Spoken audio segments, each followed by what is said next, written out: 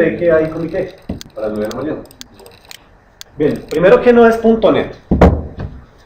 Pues cuando hablamos de esta herramienta, cuando decimos que vamos a aprender .NET es una palabra muy grande. ¿Sí? Es básicamente un SDK, pues es muy grande. Entonces, ¿qué no es .NET? .NET no es un sistema operativo. ¿Sí? Tampoco es un lenguaje de programación. Yo no puedo decir, estoy aprendiendo .NET, está mal dicho. Traté de aquí de cambiar el nombre, pero no. Y le dijeron desarrollo en .NET. Bueno, entonces, no es un lenguaje de programación. .NET no es un lenguaje de programación. Hay muchísimos lenguajes de programación que yo puedo adaptar para el framework de .NET. Entre esos está Java y PHP, que yo puedo trabajar en Visual Studio usando el framework de .NET, utilizando estos lenguajes. ¿Sí? Entre muchos otros. Tampoco es un entorno de desarrollo. ¿Sí? Tampoco es un servidor de aplicaciones y mucho menos es un empaquetado en el cual yo pueda vender o deba comprar. ¿Sí? Esto no debo comprarlo, nada de eso es .NET. Si eso no es, entonces ¿qué sí es? .NET básicamente es una plataforma que está compuesta por muchas herramientas. Dentro de esas herramientas son unas librerías, ¿sí?, que vamos a manipular hoy y que vamos a conocer hoy. Una de ellas es el runtime. ¿Sí? Hagan de cuenta, ya vieron Java, entonces hagan de cuenta el JDK de Java, ¿sí?, en donde también tienen un SDK donde él se encarga de interpretar y de ejecutar o hacer la ejecución con una máquina virtual. Es lo mismo. ¿Sí? Entonces necesitamos un entorno, es una plataforma donde tenemos el runtime, que se va a llamar CLR o el Common Language Runtime, las bibliotecas de funcionalidad o las bibliotecas de clase, que también hacen parte de ese entorno o de ese SDK, lenguajes de programación. ¿Sí? Aquí vamos a trabajar en lo que se llama C#. ¿Esto por qué? Porque pues es muy parecido a Java y Java ya lo vieron. ¿Sí? Juntos, tanto Java como C# tienen el mismo papá. El papá es C. Entonces pues van a tener la misma sintaxis. Pero yo puedo generar múltiples o muchos lenguajes de programación para esta plataforma. ¿Sí? Tenemos cualquier o n cantidad de compiladores, ¿sí?, y tenemos herramientas de desarrollo. Una es pago, otra es free. ¿Sí? Dentro de las free, Microsoft tiene herramientas como Visual Studio, las versiones Express, que no significa que tengan una limitante para vender software. Usted les va a permitir primero aprender con eso y lo pueden vender con la versión Express sin superar los $500,000. Y la ventaja que tienen ustedes como estudiantes es que Microsoft tiene un convenio con ustedes que logramos hacer hace 2 años, y es algo que se llama el Dream Spark. Dream Spark es un proyecto de emprendimiento para estudiantes y pues Microsoft les regala licenciamiento. Ahorita más tarde hablamos de eso, para que puedan descargar el software legal. ¿Sí? Eso de los cracks y esa vaina. ¿Sí? Es para que descarguen el software legal. Dentro de la plataforma, entonces tenemos guías de arquitectura. ¿Sí? Los guías de desarrollo nos van a ayudar a hacer o a llevar una metodología de desarrollo. ¿Sí? Tratemos de evitar el código espagueti. ¿Ya vieron arquitectura? Entonces ya saben de qué les estoy hablando. Puede utilizar diferentes tipos de metodologías, ¿no? Y es una evolución de COM. COM básicamente es el kernel que existe y que siempre ha existido, nunca ha dejado de existir en Windows. ¿Sí? Que para nadie es un secreto que Bill Gates se lo copió a Apple. ¿Sí? Hicieron una copia ahí del COM de Apple, y lo que hizo Bill Gates fue darle un poquito de interfaz gráfica diferente y lo vendió. Entonces salió primero Windows 95 que el Macintosh que sacó Steve Jobs, ¿no? Y pues ya el resto la conocen la historia, ¿no? Ha tenido muchísimos cambios hasta su estabilidad, que fue con .NET, que es básicamente la plataforma, ¿no? Antes de eso, con Windows XP, en la primera versión para atrás, teníamos la famosa ventana azul. ¿Sí? Todavía se puede generar esa ventana azul si yo programo sin entorno de ejecución. Ya vamos a mirar eso. ¿Cuál ha sido su evolución? Voy a omitir los sistemas operativos que no debieron existir. ¿Alguna vez conocieron Windows Millennium? Ese no. Otro fue NT. Windows, no, pero NT sí tuvo su propio que era para servidores. El otro que no debemos hablar es Windows Vista, pero ese también fue un fracaso. Fue un afán para competirle a Apple. Esos sistemas operativos salieron fue por afán, porque Apple sacó su versión en esa época y pues había que competir con Apple. Vamos a ver aquí en la parte inferior, si no puedo escribir. Si ahorita pongo acá un cero. No sé. No. Entonces.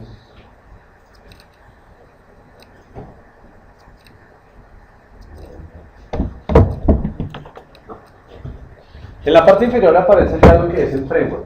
O sea, aparece .NET Framework 1.1, 2.0 y demás, ¿no? Esas son las versiones del SDK de .NET. El SDK de .NET se llama .NET Framework. ¿Sí? Es como el de Java, que es el JDK de Java. ¿Sí? Que también van sus versiones, es lo mismo. El framework ha tenido una evolución desde el año 2001 que se lanzó Windows XP, ¿sí? En esa época por allá, que llegó a ser el sistema operativo más estable y casi no convencemos a los clientes que migraran a Windows 7, no a Windows Vista, pero casi no se convencen de que se migraran de Windows XP a Windows 7. ¿Cómo tocó? Pues Microsoft le tuvo que quitar el soporte a Windows XP. Entonces ya XP no tiene soporte. A eso se le llamó el Framework 1.1, a ese Windows XP Service Pack 2 en adelante, porque el Service Pack, el solito, pues era el que tenía todavía problemas y era muy inestable. Pero ese CLR tenía ya los principios de las librerías base, que iba a ser el framework, pues como lenguaje, como plataforma robusta. Entonces, algunas librerías de administración manejadas, ¿no? Y luego se empezó a extender hasta el framework 3.0, que sigue siendo el mismo core. Fíjense, aquí dice el CLR, sigue en la versión 2. Lo que se hizo fue extender algunas bibliotecas, porque era la versión estable. En la versión 3.5 siguió el mismo core, el mismo framework base, y se le incluyeron nuevas librerías. ¿Sí? Y eso fue hasta hace poco, 2008, ¿sí? Que estaba el framework 3.5.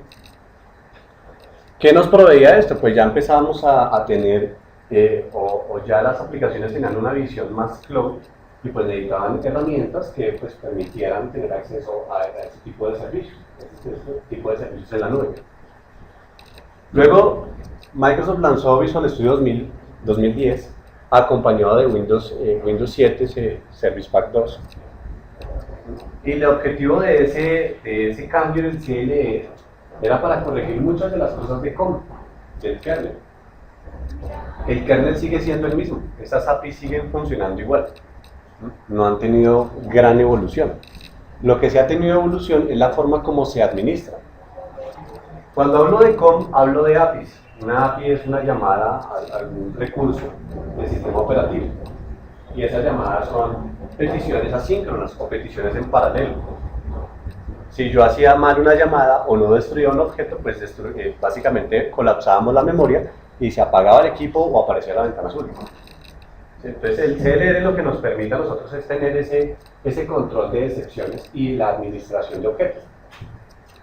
Entonces ahí lo que se hizo en el Framework 4 es optimizar esa parte y por eso se creó el nuevo core. Y hace falta aquí uno que es el Framework 4.5, que es el más reciente, que se lanzó con Windows 8. ¿Sí? Ya estamos en Windows 8.1. ¿Por qué Windows 8.1? Se aceleró ese proceso porque el usuario pidió el botón de inicio, entonces tocó hacer algunas mejoras y colocar el botón de inicio. Pero pues no hace nada, ¿no? A mí se me pareció otro. Uno va a dar clic en el botón de inicio y lo manda otra vez al estilo Windows 8. No hay así como la ventanita tradicional, eso va a dejar de existir. ¿Por qué tenemos que pensar que nuestras aplicaciones deben ser touch? No debemos, o sea, el mouse en un futuro no muy lejano va a desaparecer. Esta es la nueva interfaz. Yo sé que la mayoría ya ha descargado Windows 8 y ya lo ha probado. Yo les digo que está el preview, entonces está free. Descargamos el 8.1 y lo montamos.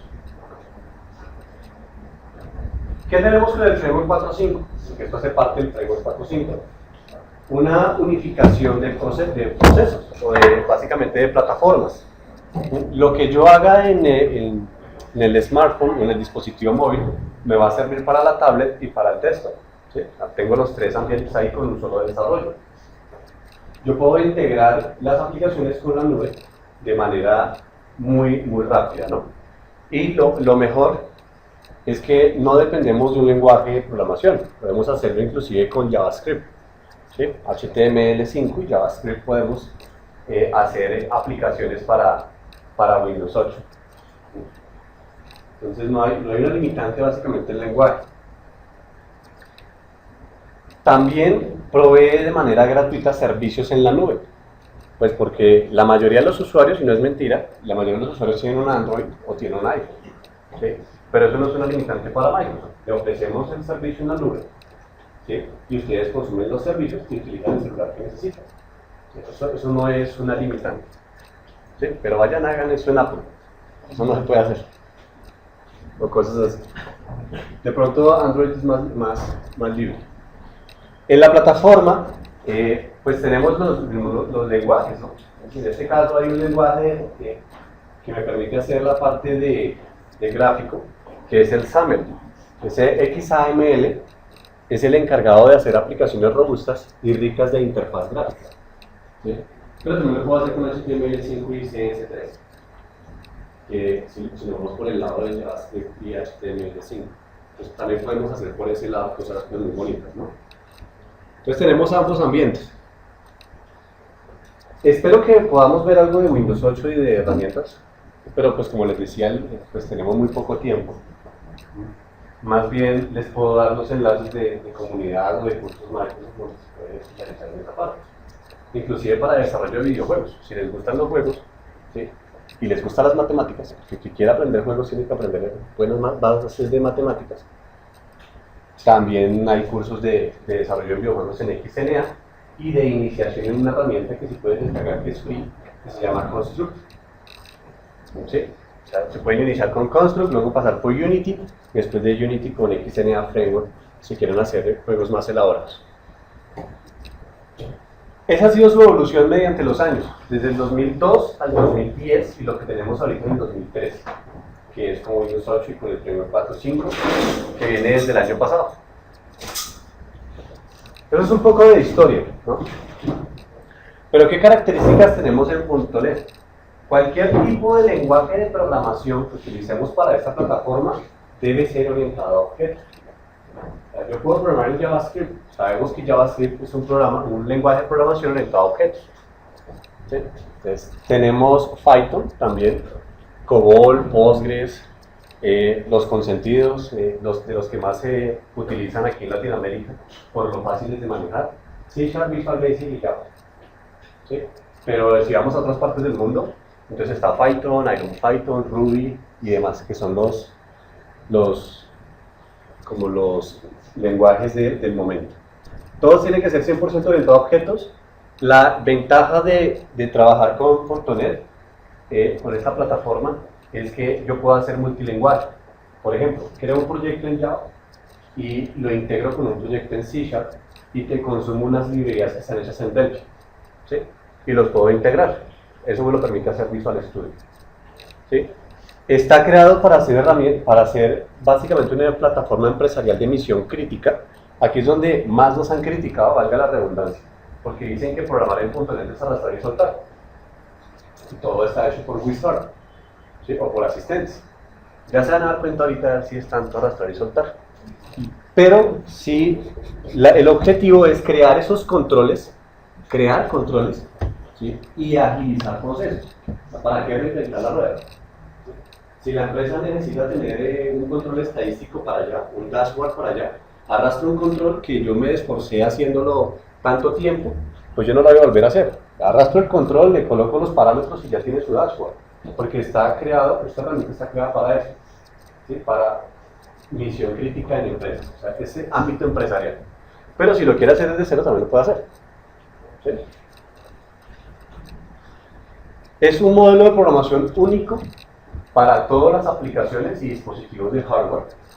¿sí? Esta es una ventaja grande.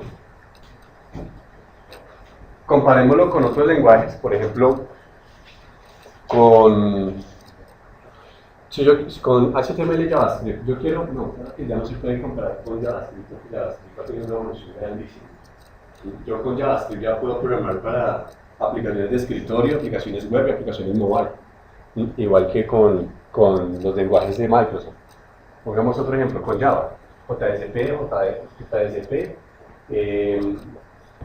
Java Enterprise Edition o Java, se me fue el nombre del otro framework. De igual manera son tres. O sea, si yo quiero hacer aplicaciones web, tengo que utilizar un JDK de Java. Si voy a hacer aplicaciones de escritorio, tengo que utilizar Enterprise o el otro JDK, se me fue el nombre, ¿sí? Y demás. Si utilizo PHP, entonces solamente me sirve para web, no me sirve para escritorio. Claro que hay un proyecto que está muy bueno que me permite trabajar con PHP a modo de escritorio, pero es muy limitado. Pero todos, si se dan cuenta, y me estoy un poco, o sea, como que les digo cuál y ya van como evolucionando, los lenguajes todos están apuntando a lo mismo. O todas las herramientas están apuntando a lo mismo. Y yo con un solo lenguaje puedo hacer todo. ¿Sí? Yo tengo que aprender múltiples lenguajes para hacer diferentes cosas. En .NET yo utilizo el mismo lenguaje, por ejemplo ese C# que van a aprender, les sirve para desarrollar aplicaciones web, les sirve para desarrollar aplicaciones de escritorio, les sirve para hacer aplicaciones Windows 8, les sirve para hacer aplicaciones móviles, les sirve para hacer aplicaciones para la nube, todo, ¿sí? Porque él utiliza el mismo framework, el lenguaje no importa. Se integra básicamente con otras plataformas, menos con Apple. ¿Por qué? Porque pues que no es porque no sea capaz, sino porque Apple tiene un problema de seguridad y ellos no sueltan su sistema operativo, pues no lo dejan abierto. Al no estar abierto, pues no se pueden usar muchas cosas del hardware. Entonces, ese es el problema de integración, ¿sí? Además, porque si ustedes quieren hacer algo en Apple y colgarlo allá, pues les van a cobrar por todo. Apple tiene ese problema. ¿Sí? Pero no es porque no se pueda en el lenguaje. La ejecución intermedia. Así es como funciona el framework. Entonces allá tenemos el sistema operativo, que puede ser Linux, utilizando el framework de .NET, un proyecto que se llama Mono Development. Entonces el sistema operativo básicamente, y luego tenemos nuestra herramienta, o nuestro entorno de ejecución. Entonces, ¿qué tenemos allá? En ese entorno de ejecución, en ese entorno de desarrollo, en la parte de la mitad que dice Microsoft.NET, es donde nosotros nos vamos a enfocar. ¿Sí? Nosotros vamos a realizar aplicaciones para allá. El usuario simplemente verá su .exe o verá su sitio web o navegará desde su smartphone, pero para nosotros es ese entorno de desarrollo. Entonces necesitamos el lenguaje o los lenguajes que queramos usar, ¿sí? No importa, las librerías de funcionalidad, las bibliotecas de clase base, y el entorno de ejecución que es el encargado de la administración de procesos del framework de .NET. Y desde ahí sí ya va el sistema operativo. Pero ¿qué tenemos al detalle? ¿Sí? Entonces, ¿qué es ese framework desde el que yo hablaba? Es un paquete, es una plataforma. ¿Qué nos provee? Nos provee el entorno de ejecución, que es el motor, el engine de la aplicación. Y tenemos bibliotecas de funcionalidad, esas son las Class Library o las BCLs, que nos permiten a nosotros hacer de manera rápida procesos o acceder a objetos. Es una herramienta gratis, totalmente libre. Lo que Microsoft cobra es el líder de desarrollo, pero yo puedo programar desde el bloc de notas. Yo puedo hacer aplicaciones puntuales desde el bloc de notas. Hay tres variantes de ese framework. Entonces, está el paquete de distribución. Si yo hago mi aplicación y se la voy a instalar al cliente, pues no le voy a instalar el paquete completo. Le instalo solamente las librerías que él necesita, pues que funcionen en su equipo nomás. Entonces, ese es el paquete de distribución. Cuando yo lo instalo, cuando se lo vendo al cliente, para que lo puedan distribuir. El SDK, el framework SDK es el completo. Ese SDK es el que vamos a utilizar nosotros para programar. Ahí están todas las herramientas, ahí está todo para nosotros poder iniciar con el proyecto. Y una versión reducida que es el Compact Framework, que se utiliza para las tablets o para los smartphones, ¿sí? Porque pues ahí vamos a tener una limitante, ya no tanto, eso va a desaparecer, sobre todo con los nuevos dispositivos. Eso está por defecto instalado en el paquete de distribución. Por defecto instalado en los sistemas operativos Windows. ¿Dónde lo debo instalar? Pues depende de la aplicación que yo esté haciendo. Si es cliente-servidor, pues en ambos lados. Si es solo cliente, pues solamente en el cliente. ¿Sí? En el smartphone, pues va a estar por defecto allá. Este Compact Framework se utiliza en Windows Phone 7 o en Windows Mobile. ¿Sí? Ese Compact Framework. Windows Mobile ya desapareció, pero todavía hay celulares con eso. ¿Sí? Y Windows Phone 7 ya están pues, básicamente migrando. ¿Sí? Porque ya Windows Phone 7, acá siempre nos llega lo último, nos llega como la tecnología como en cámara lenta, como gateando. Esos celulares Phone 7, esos son los más viejos que tiene Microsoft. ¿No? Hasta ahora es que por fin nos dieron en cuenta y ya hay Phone 8. ¿Sí? Que Phone 8 sí ya no tenemos el Compact Framework, sino tenemos el framework completo y podemos hacer todo lo que se nos ocurra. Entonces, la arquitectura, entonces allá va Windows, el sistema operativo, utilizando sus APIs, utilizando el COM+. El COM es el kernel y el más es porque es enfocado a servicios. Son APIs que nos permiten comunicarnos con servicios. ¿Sí? Y entonces, ¿cómo se integra? Pues, él debe hacer primero una administración utilizando el CLR. Ese CLR o el Common Language Runtime, eso no debe ser, ese Common Language Runtime es el encargado de hacer la inyección de código fuente. Primero lo administra, lo revisa y si no tiene errores lo inyecta al sistema operativo. Luego van las bibliotecas. Entonces tenemos bibliotecas de clase base. En esas bibliotecas de clase base están los tipos de datos comunes, como los tipos de datos string, enteros, decimales y demás cosas, ¿no? Algunas opciones de cast o de boxing and unboxing que llaman y demás, ¿no? Y luego librerías que nos permiten a nosotros agilizar procesos como conectividad de datos XML y pues muchas más. Eso ha cambiado muchísimo. ¿Sí? O sea, hay muchísimas librerías, hay cualquier cantidad de librerías que van ahí sobre el class driver. Luego va el CLS. El CLS básicamente es la especificación que deben cumplir los lenguajes de programación para poder trabajar en .NET. ¿Sí? O sea, yo puedo trabajar en Delphi, listo, yo utilizo la sintaxis de Delphi, pero debo usar el framework de .NET, si no, no tendría sentido. ¿Listo? Y entonces es por eso que yo puedo utilizar cualquier tipo de lenguaje de programación siempre y cuando usemos el framework de .NET, usar las librerías. Utilizamos la sintaxis de la otra herramienta, pero utilizamos las librerías de .NET. Entonces está C#, Visual Basic, C++, J#, J# es el Java para .NET y demás. Entonces, la ejecución. Yo puedo ejecutar sin CLR o puedo ejecutar con CLR. El CLR es el motor, el que se encarga de administrar el puente antes de inyectarlo. ¿Sí? Si lo ejecuto sin él, pues nuestras aplicaciones compilan y se ejecutan directamente en el sistema operativo. ¿Sí? Entonces, si no destruimos objetos o de pronto hacemos un arreglo y vamos a una dimensión que no existe, pues se va a ir por memoria, que es un error común que es el crash zoom. Ventana azul y reinicia el equipo. ¿Sí? Porque la memoria pues es volátil.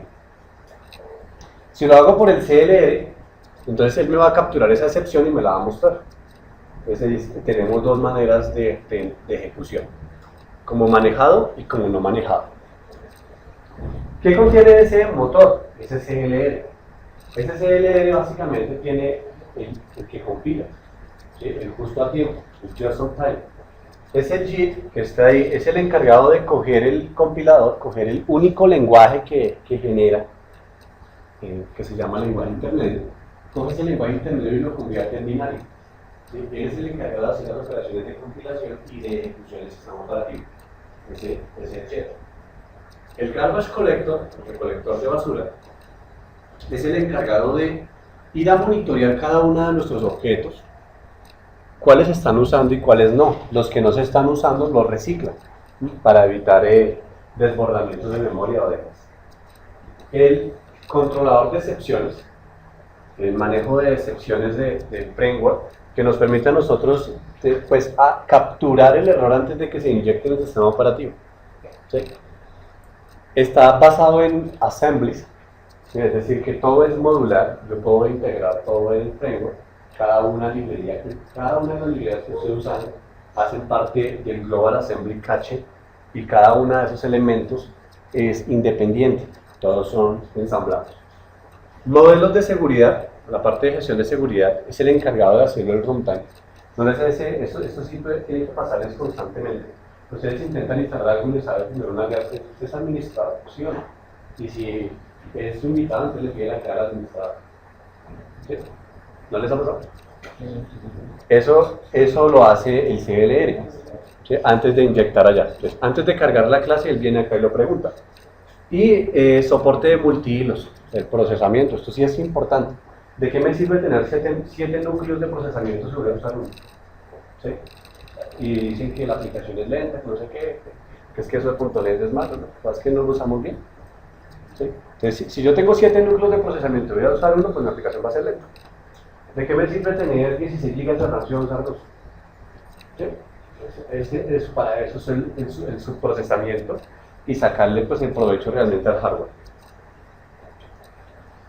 Algunos de los componentes internos que tiene el CLR, ¿sí? Entonces está el más importante, es el que dice IL to Native Compiler. Ese compilador nativo es importante porque todos los lenguajes de programación tienen que pasar por ahí.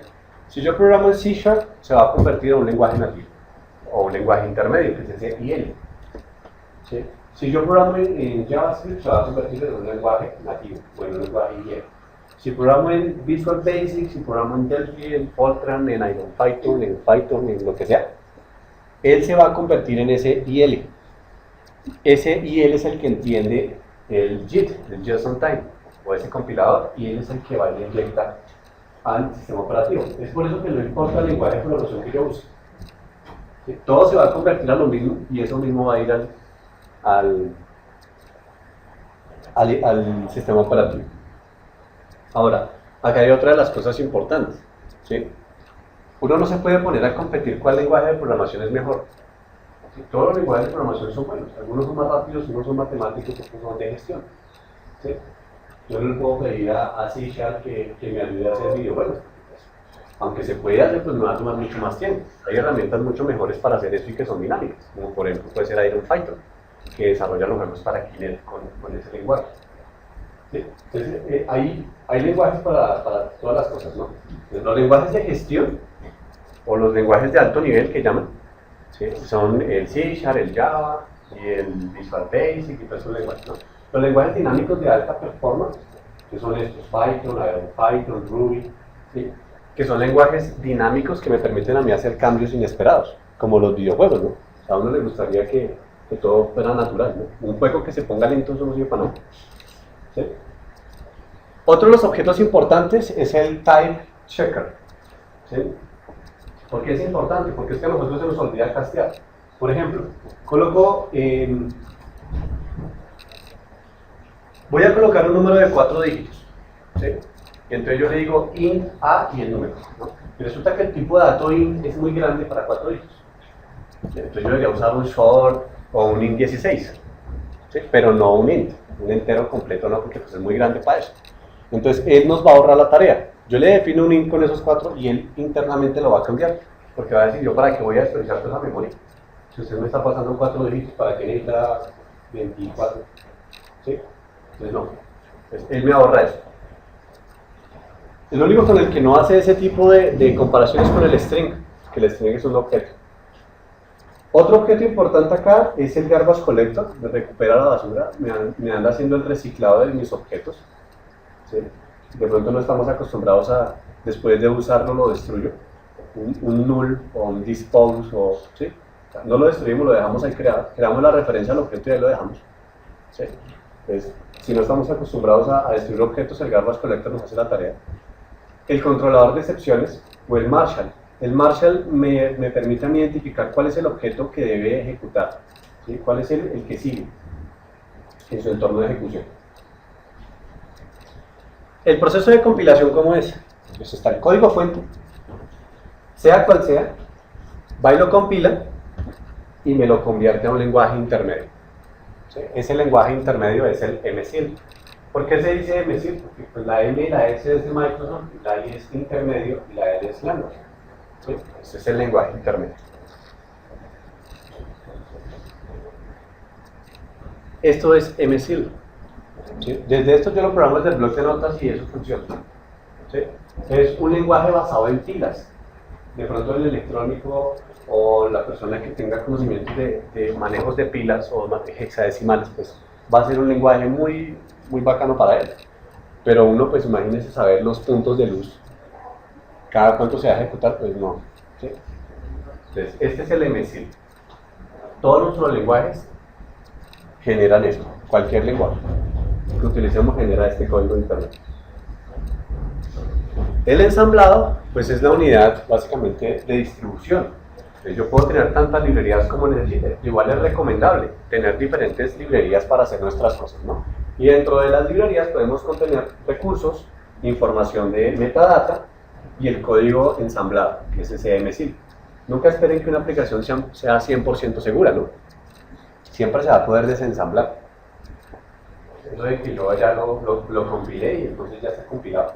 No, yo lo puedo desensamblar y puedo mirar el código fuente otra vez, porque me lo devuelve un MSIL. Después de que esté en MSIL, pues yo cojo ese MSIL y le digo, lo quiero ver en Visual Basic, en C#, en Fortran, en Ruby, etc., ¿no? Y demás. Que así es como hacen algunas herramientas, como el Sandcastle. Sandcastle es una herramienta muy útil y la voy a colocar acá porque sé que les va a servir muchísimo, que les hace la documentación del código fuente. ¿Sí? Sandcastle hace la documentación del código fuente. ¿Qué hace? Pues desensambla, mira el código fuente, ¿sí? Saca los comentarios de ahí y les crea un documento. Entonces es muy útil para eso. Entonces, cada uno de esos ensamblados van a estar allá en el Global Assembly Cache. Las bibliotecas de clase base. Entonces, aquí tenemos todos nuestros objetos, ¿no? Clases, interfaces, clases abstractas, delegados, eventos, estructuras y demás. Todos los objetos del framework van a estar ahí en el DC. Tipos de datos, tipos de conversión, valores que van por referencia, perdón, tipos por referencia, tipos por valor, tipos por salida y demás, ¿no? Todo va mediante un espacio de nombres. Todo va en un orden jerárquico y todo hereda de la misma clase. En el framework de componentes siempre tenemos system como raíz y a partir de system X cantidad de librerías. Y cada una de ellas pues tendrá sus dependencias, ¿no? Pero siempre vamos a tener como principal system, ¿no? En el framework. Aquí vemos entonces algunos del espacio nombre. Esto es un resumen porque son muchas librerías. Entonces ahí está System Web para hacer aplicaciones web, System Windows Phone para aplicaciones de escritorio, System Data, System XML, System.link, que no está ahí, pero también se usa mucho, System.raw. Entonces ahí tenemos toda nuestra herencia con todo nuestro espacio de nombre. ¿Ah?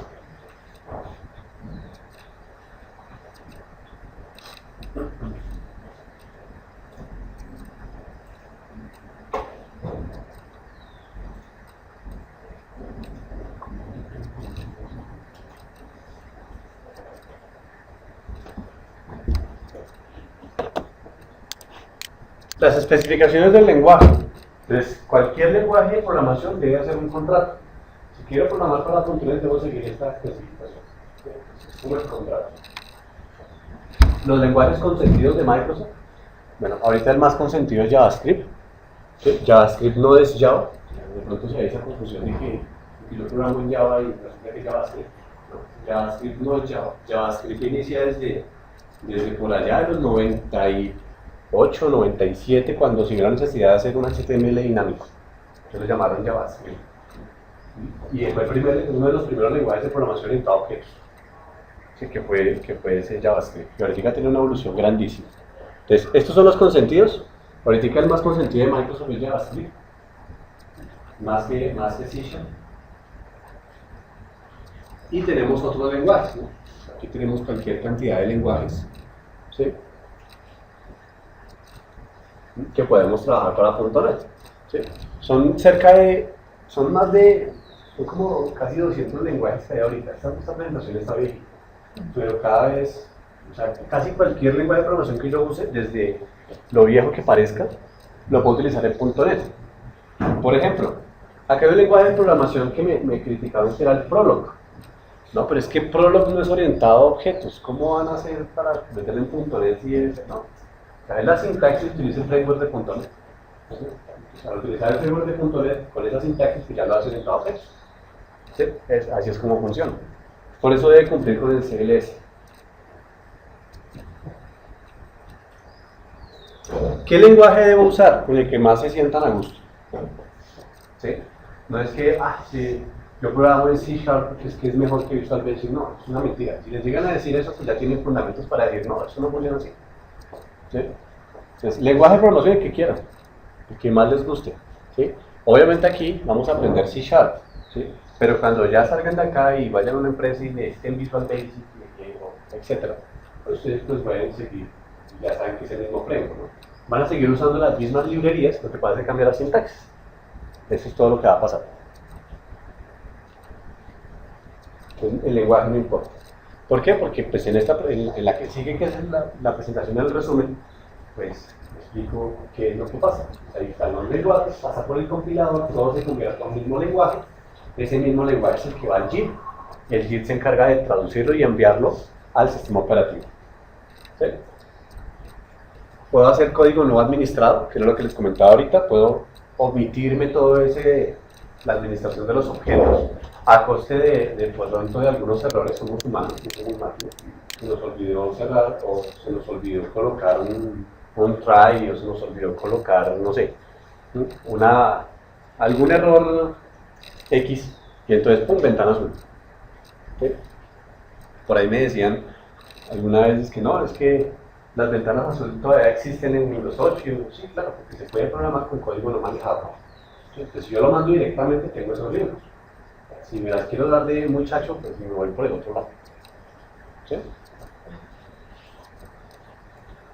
¿Cuánto me ahorro yo de tiempo? Si lo hago por código no manejado, son unos cuantos milisegundos. ¿Sí? Ahorita el procesador mínimo que encuentran ahí es un core. Es un mínimo de 2 core encuentro. ¿Sí? Ya sea por AMD o por Intel, que son como los que priman ahí. Pero son procesadores muy rápidos. Entonces, pues la velocidad básicamente entre el código administrado y no administrado, pues va a variar en unos cuantos milisegundos. Pues no. Sí, no tiene sentido pasarlo de código no administrado. Pero está la opción, ¿no? Este es el modo de ejecución.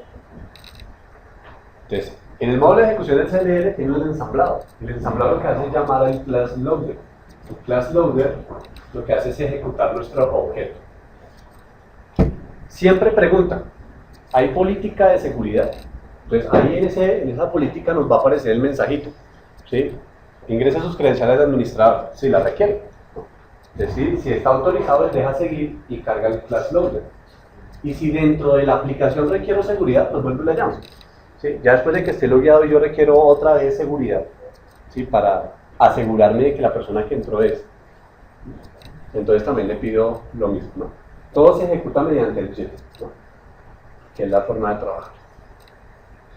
C#, que es el lenguaje que básicamente escogimos para esta titulación. Primero porque es muy parecido a Java, ¿sí? En su sintaxis. Y segundo porque es uno de los lenguajes dinámicos. Un lenguaje dinámico tiene una ventaja grandísima y es que yo puedo crearme objetos de la nada.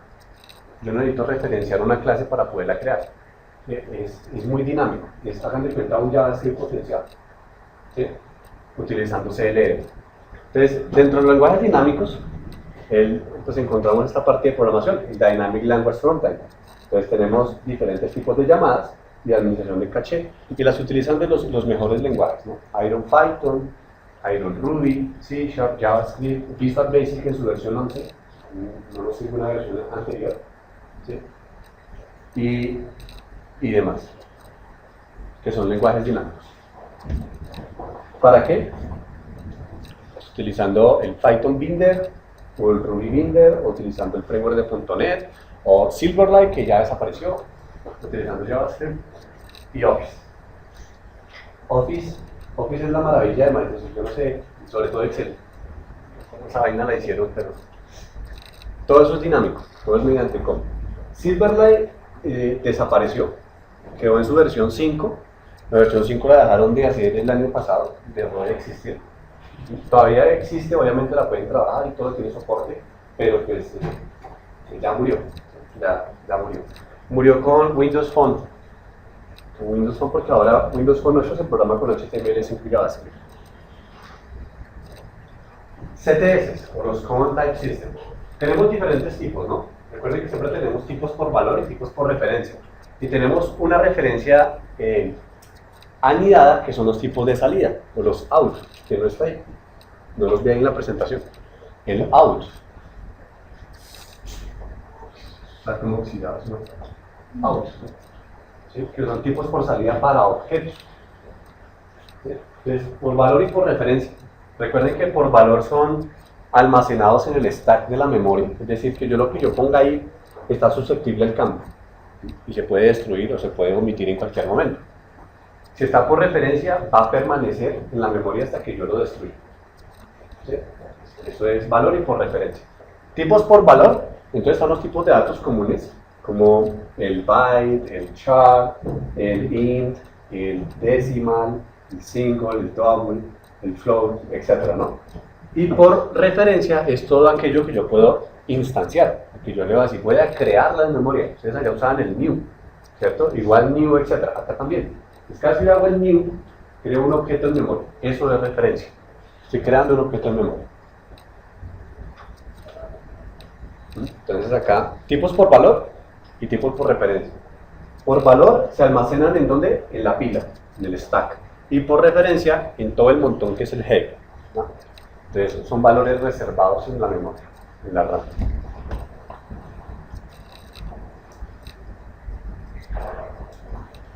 Bien, y hasta ahí se acabó la cháchara de teoría. No sé si hay alguna pregunta hasta ahí.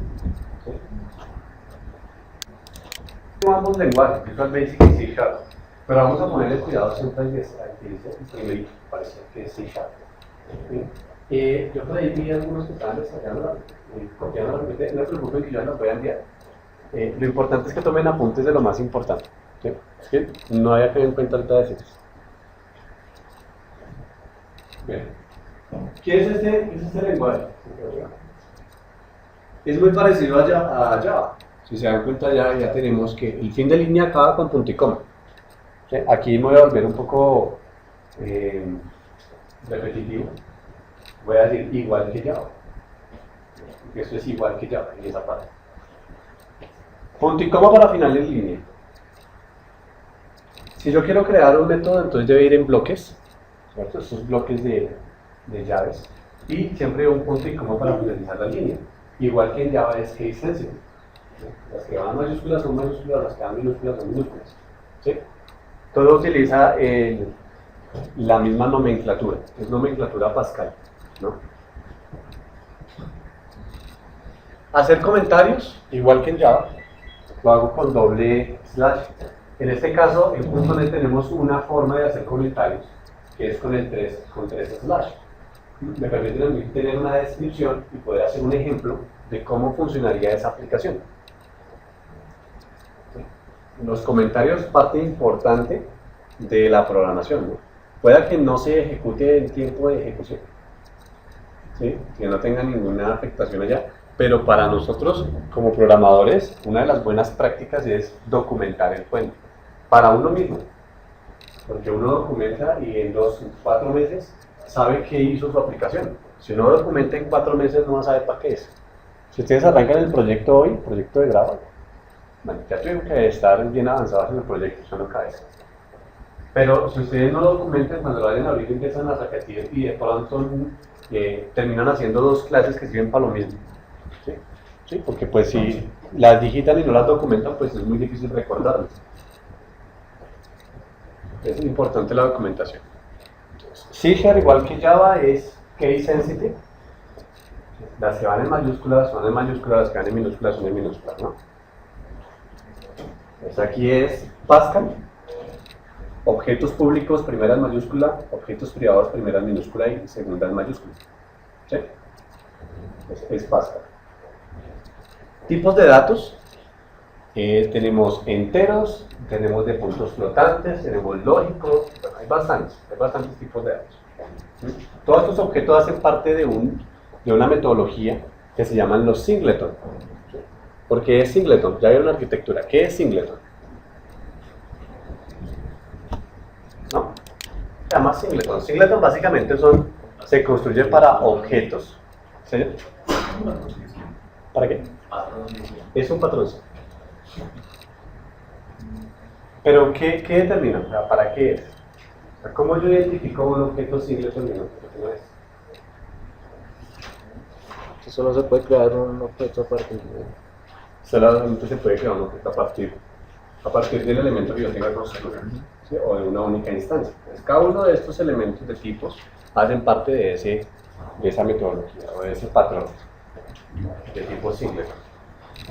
Entonces está el byte, el sbyte, el int16, int32, int64 y cada uno tiene tamaños. Aquí es donde yo me refiero que el type checker allá en el CLR es el encargado de mirar esto. Yo hago aquí con el mouse, ya no sé. Ahí aparece int16, int32, int64, ¿cierto? Entonces, fíjese que el alias es el sort, el int y el long. Yo por acá voy a crear un entero de 32 bits si voy a meter 4 dígitos, por ejemplo. Entonces, ahí tenemos los tipos. En la guía esto está en resumen. Los miembros de acceso o los modificadores de acceso. Entonces, estos básicamente nos permiten a nosotros mostrar o no mostrar nuestros objetos en las clases, en los elementos que tengamos que representar. En C# pues tenemos pues, más de, son 5 en total, pero generalmente se usa el público, el interno y el privado. Cuando estemos trabajando, se van a dar cuenta de que va a aparecer mucho el protected, cuando estemos trabajando en .NET. Y ya vamos a mirar cuando estemos trabajando sobre programación orientada a objetos, pues realmente el funcionamiento de eso. Declaración de variables, primero tipo de dato y luego valor. Entonces, tipo de dato, y decimal, el objeto rectángulo o el objeto cliente, luego va la definición de la variable, ¿sí? Igual a un valor. ¿Sí? Si no le coloco el ámbito de acceso, él toma el privado por defecto. Aquí vemos que tenemos la variable global, balance temporal, pero como no se definió, no se le agregó ningún valor, pues hay una excepción. Porque él no coloca valores por defecto.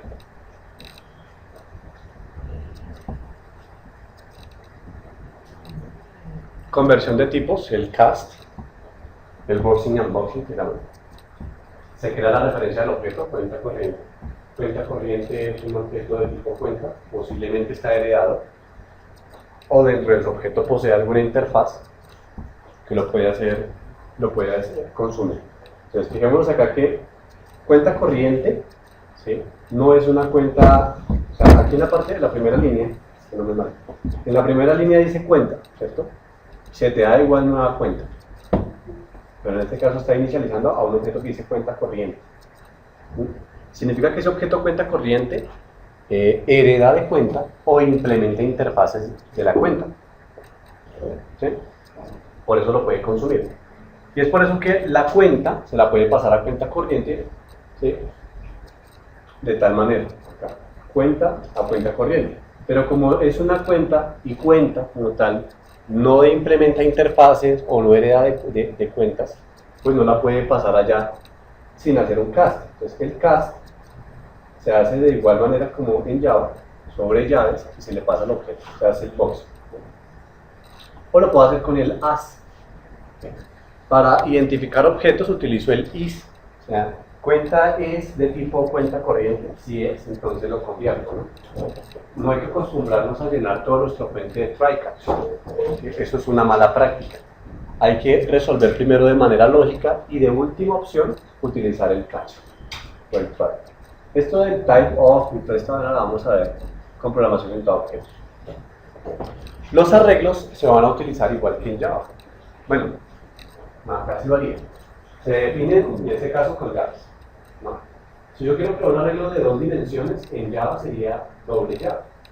¿Sí? Llave cuadrada y segunda dimensión, otras llaves cuadradas. Y se definen así. Acá es con una coma. O sea, ahí en ese string se definiría la coma.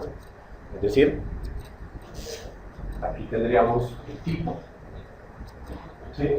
Y aquí 2 dimensiones. Recuerden que en Java serían dobles llaves. Aquí sería de esa forma.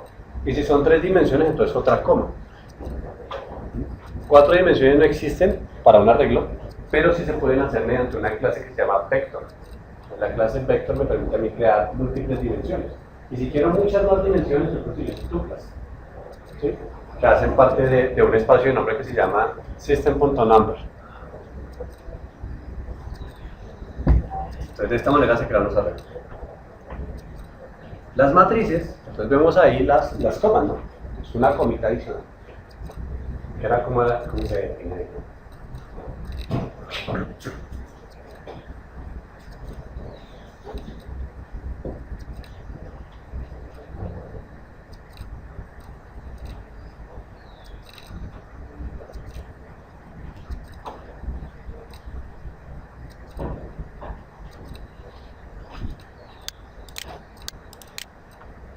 Entonces está el igual, pues los comunes, ¿no? Y el porcentaje es el módulo, la parte de la división. Es muy útil para hacer operaciones. El mayor, el menor igual y el mayor igual, ¿no? Que son los operadores que encontramos ahí.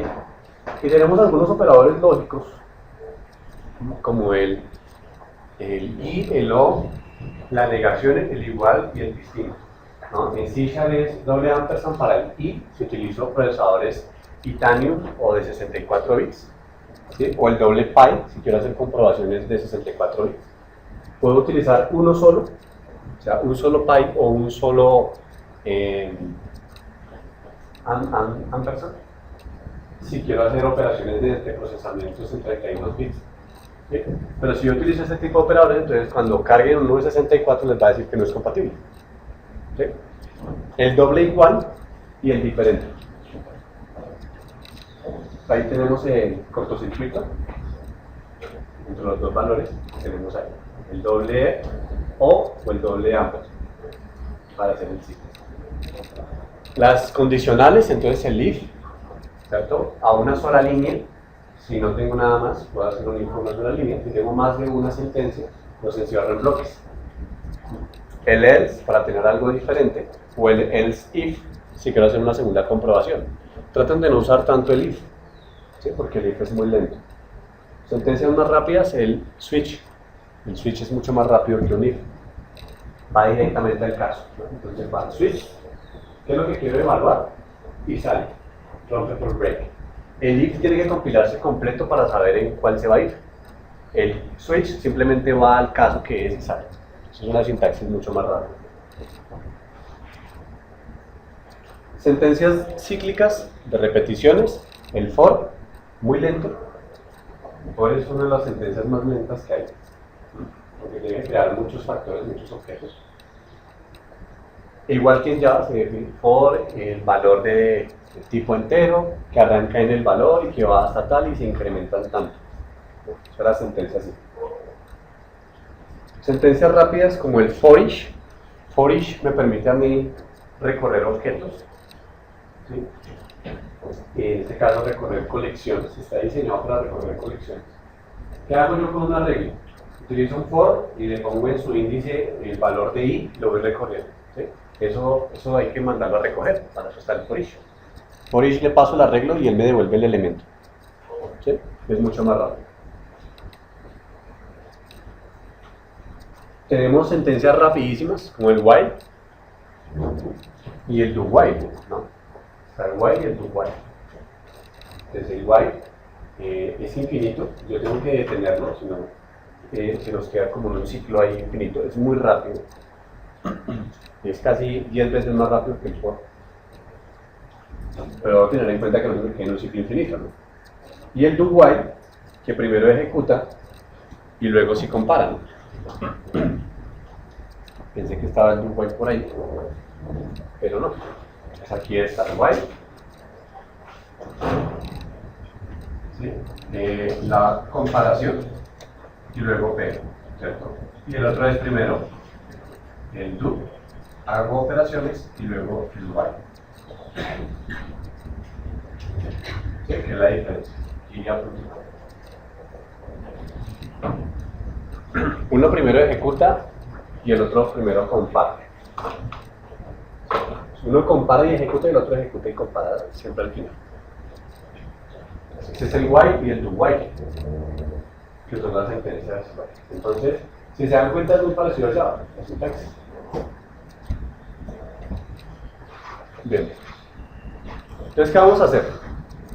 En sus máquinas, en cada sus máquinas, vamos a abrir Visual Studio la versión que tenga. Así no va a interesar la versión.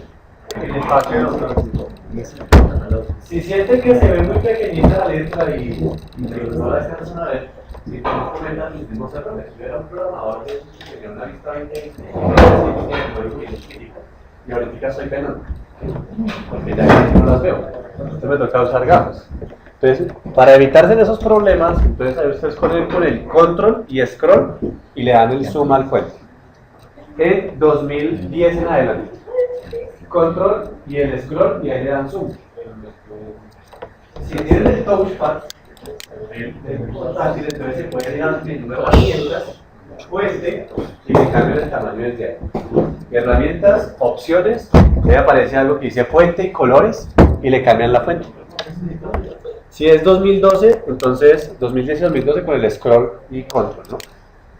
En 2008 sí no se puede hacer eso. En 2008 toca ir allá a opciones, fuente y colores y ahí le cambian el tamaño. Le pueden cambiar el fondo y eso. Ustedes ven que ese blanco cansa mucho la vista.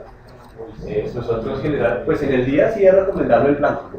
Pero en la noche uno que es programador nocturno, entonces esa luz blanca ya cansa. Entonces uno le puede cambiar el tema a un tema oscuro y se ve pues mejor, ¿no? Creo que ahora Visual Basic. Sí, ese proyecto no te sirve. Bien, ¿qué es lo primero que vamos a encontrar ahí? Primero el paquete. De los paquetes que están ahí, o los espacios de nombre.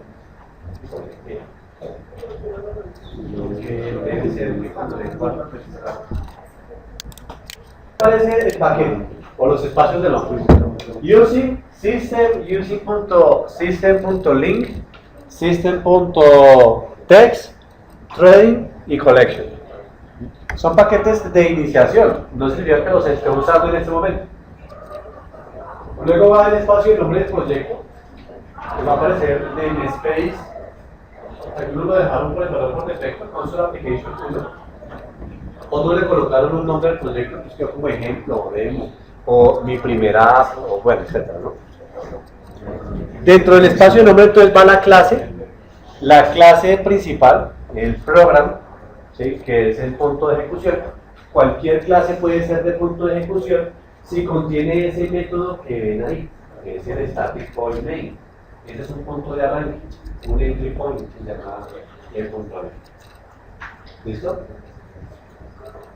Dentro de ese método es donde vamos a programar, donde vamos a realizar nuestras actividades. ¿Sí? Yo les envié, bueno, le envié al representante, porque no tengo el correo de todos todavía, las guías. Les sí, por favor, me las envían. Número igual a 0. Dentro del método static void main. Y número igual a 0. Punto y coma. ¿Sí? ¿Qué es lo primero que van a encontrar ahí que les dice licencia? No es un error, es como un verdecito ahí. Le va a decir, usted definió esta variable pero no la ha usado. ¿Sí? Ahí le va advirtiendo. Esta variable la definió pero no la ha usado. Entonces vamos a utilizar objetos de la consola que me permiten a mí hacer capturas de pantalla. Entonces vamos a colocar allá la clase console. Es console, ¿sí? Como es un objeto y es público, la primera con mayúsculas. Console punto y mandamos un mensaje. Write line. Damos un mensaje de una línea. Write line. ¿Listo? Como es un método, entonces va por paréntesis, ¿no? Entonces abrimos paréntesis y el parámetro que sigue es una cadena. Como es una cadena, entonces va con comilla doble. Entonces comilla doble de iniciación y le coloquemos ahí ingresar un número. Terminamos la comida doble, cerramos paréntesis y punto y coma al final. Ahí yo estoy escribiendo, ahí me va a aparecer por pantalla, pues ese mensaje. Ya lo documento. Voy a recibir entonces de consola un número.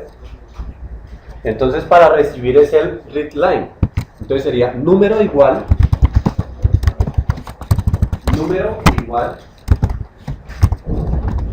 a console.readline. Y hago una excepción. El interés nos está avisando, venga, usted está intentando convertir un string en un número. Yo no le voy a permitir eso. Entonces haga un ¿qué? Haga un cast. Estas conversiones en este caso va a ser implícita porque tenemos que hacerla nosotros. ¿Cómo hago ese cast o esa conversión implícita? Podemos utilizar que cada uno de los tipos tiene un método extendido que permite parsear, que permite convertir. O lo vamos a hacer mediante un objeto que se llama convert. Podemos usar ambas formas. Sí, podemos utilizar cualquiera de las dos. Vamos a utilizar el parse. Entonces vamos a colocar ya int.parse antes del console.readline, int.parse, y el parámetro va a ser ese string que llega ahí. Entonces sería que haga algo así, int.parse, paréntesis, console.readline, y cerramos todos los paréntesis, punto y coma al final. ¿Qué pasa ahí? Apertura y cierre. Abre el paréntesis, eso. ¿Ahí qué le estamos diciendo? Ahí le estamos diciendo, coja el valor del texto, conviértalo a numérico y opere.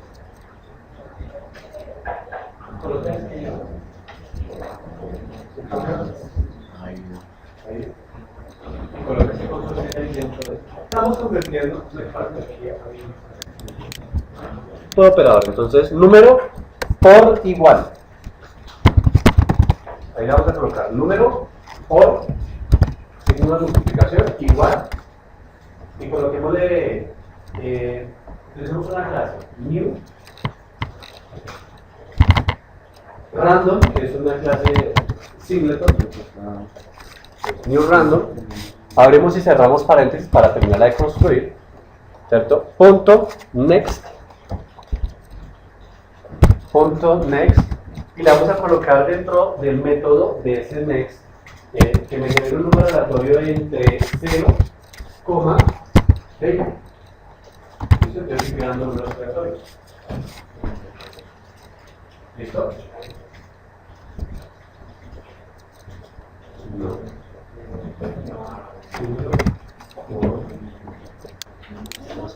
Todo algoritmo randómico genera siempre la misma semilla. ¿Sí? Entonces ahorita vamos a solucionar eso. Vamos a colocar dentro del random, dentro del paréntesis del random, daytime, vamos a poner una clase singleton que me trae la fecha. Daytime, punto, now, ahora, now, punto, second, no, el segundo no porque no alcanza, milisegundo, millisecond. ¿Sí? Porque si no, entonces el procesador es muy rápido. Listo, entonces él me va a generar, de acuerdo a un milisegundo diferente, una semilla determinada, entonces nos va a botar un número siempre diferente. O si no, siempre sería el mismo número cada vez, porque será la misma semilla. Ahí generamos el número, entonces ahora lo vamos a imprimir. Vamos a decir, el número generado es.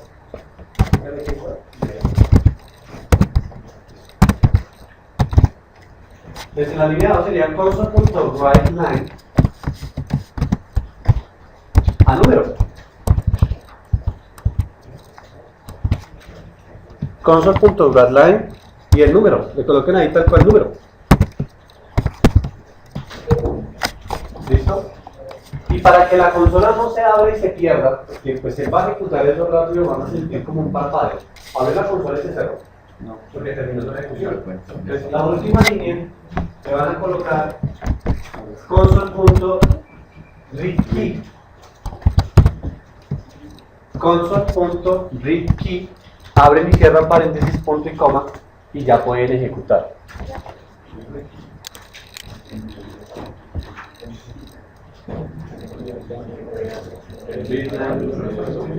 No, no es yo estoy natural.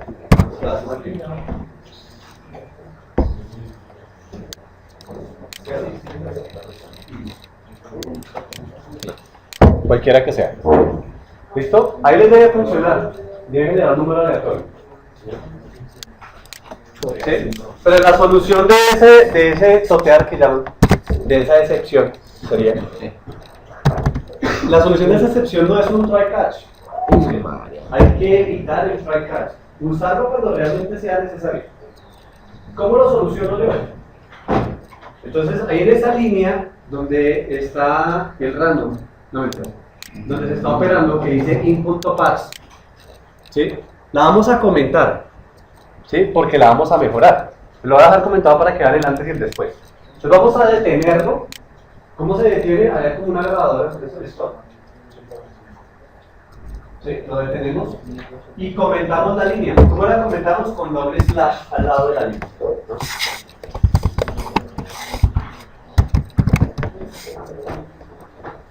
Listo. Y entonces, abajo, pero el doble slash al comienzo,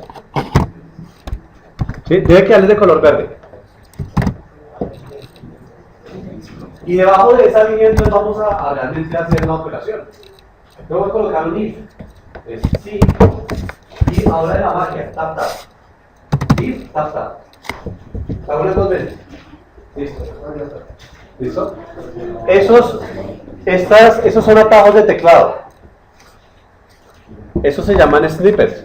Entonces, cada vez que vean como ese pedacito de código ahí, vuelvan a escribir en if y se detectan el iconito que aparece. Cada vez que aparece ese iconito, significa que se puede autocompletar. ¿Listo? Eso funciona con el switch, con el while, con el for, con los objetos, con las propiedades y etc. ¿Listo? Entonces ahí les ayuda y pues uno como programador le sirven esos tipos de atajos porque programan más rápido, ¿no? Bien, entonces dentro del if, o sea, en ese true que aparece ahí, que es el valor por defecto, vamos a colocar el in.try pass. Ya aparece el try pass. ¿Sí? Abrimos paréntesis. ¿Listo? Y el primer parámetro que me pide es la cadena. ¿Cuál es la cadena? El console.readline. Que viene de la consola. Entonces tiramos ahí console.readline. Abrimos y cerramos paréntesis. Coma. Y él me pide un parámetro por referencia. Pero es un objeto que me está pidiendo. Entonces sería readline, abre y cierra paréntesis, coma, out.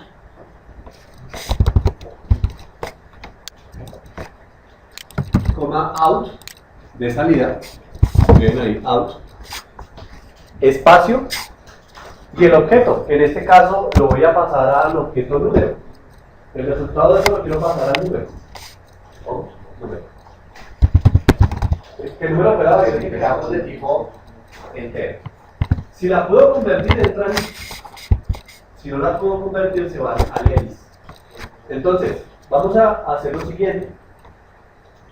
En ese bloque, vamos a quitarle los bloques. El de apertura y cierre del if. Vamos a quitarle esos bloques. ¿Con qué fin? Para utilizar un if de una sola línea, porque voy a necesitar solamente una sola línea. ¿Listo? Y al comienzo del if, dice if, abrimos paréntesis y está el impar, ¿cierto? Le vamos a colocar un signo de negación. Vamos a negar eso. Si es falso, directamente lo negamos.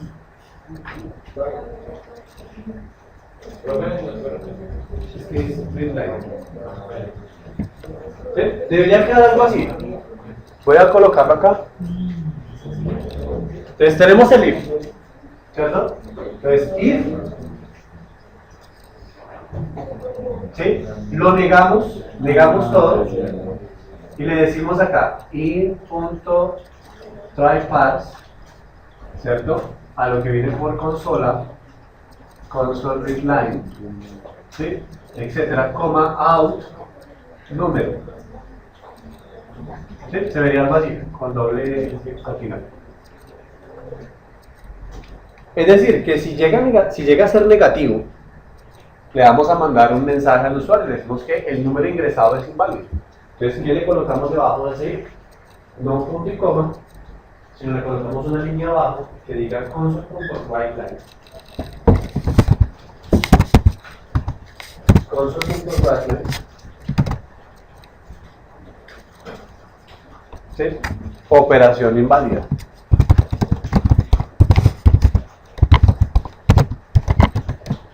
Punto y coma y luego el else.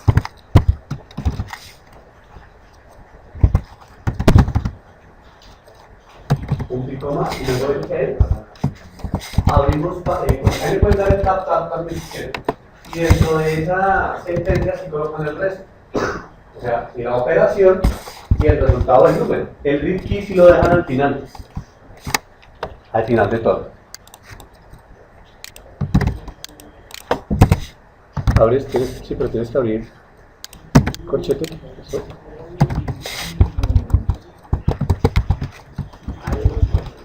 Y lo pueden correr, y ahora sí lo pueden intentar.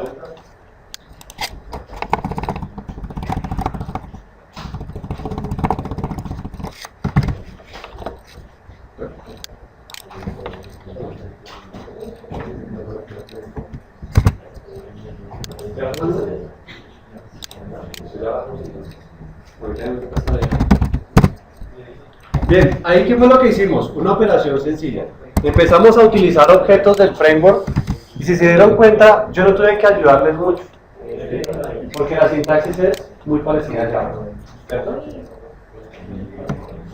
Ahora, en el laboratorio que les acabé de enviar, hay una guía. En la guía está toda la parla que les dice, no sé qué. ¿Sí? Ahí está el resumen de todo eso. Y luego unos laboratorios. Los laboratorios son algunas sentencias simples, algunas sentencias repetitivas, algunas sentencias cíclicas y hasta ahí. ¿Sí? Algunas operaciones de conjuntos, porque es que estamos acostumbrados de que yo programo, pero le hago quita a las matemáticas. Y pues un buen programador es aquel que le gusta las matemáticas.